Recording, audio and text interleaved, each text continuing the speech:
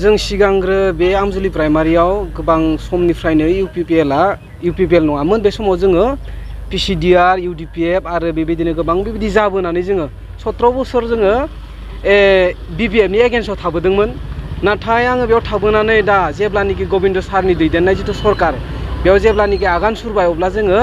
बिथांमोननि जिथुनिखि निति आदर्श बे मोजां नङिखाय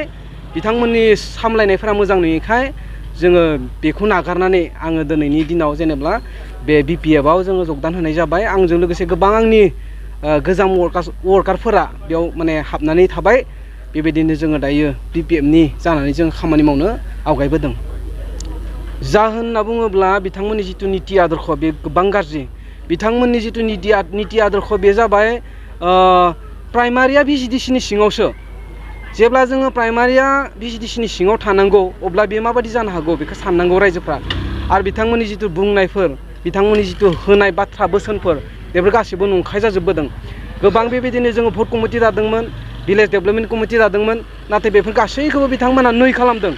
बिथांमोना बे जिथु डेभेलपमेन्ट कमिटि दादोंमोन बेफोरखौबो बिसोरो गासैखौबो जोखारनानै बेयाव थानाय मेम्बार्सफोरखौ बिथांमोना जोखारजोबनानै बिथांमोना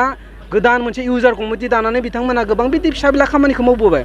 दा बेफोरबायदि खामानिखौ मावनायखौ नुनानै जों मोजां मोनाखैसै दा बेबायदि मावोब्ला प्राइमारिनि वर्कारफोरा जेबो खामानि मोननाय नङा जेबो मुलाम्फा गैया बेफोरखौ नुनानै आरो जोंहाबो न'खराव बिसि फिसाय थायो गथ' गथाय थायो उदै दङ दा बेफोरखौ जुदि जोङो मावनोनो मोनाब्ला जोङो न'खरखौ बोरै सामलायनो ओरैनो पार्टि खालामब्लाथ' जाया नोंथाङा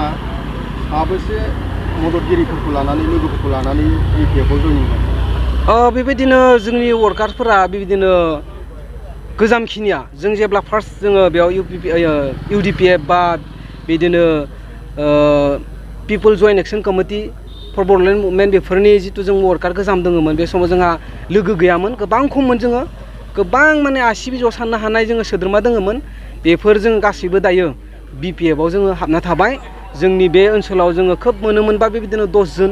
15 जन बेबायदि जोङो मोनोमोन आरो बै समाव गासैबो बिपिएफ खामोन अब्लाबो जोङो गसंथानानै दङमोन आरो जोङो बेबायदिनो थायै लास्टआव जोङो बेबायदि गबिन्द सारखौ जोङो देरहाहोबाय बिनि उनाव जोङो देरहाहोनायनि उनावबो जोंहा जेबो लाब जायाखिसै आरो जोंनि जिथु डेभेलपमेन्ट जानांगौ बेफोर गासिबो जायाखिसै बेवहाय जोङो बेखौ गाज्रि मोननानै जोंनि गोजामखिनि जेसेबां दोङो जोङो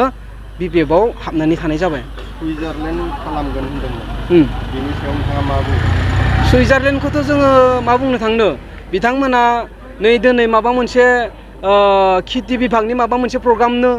माबा मोनसे बेबायदिनो मा बुंगोन मोनसे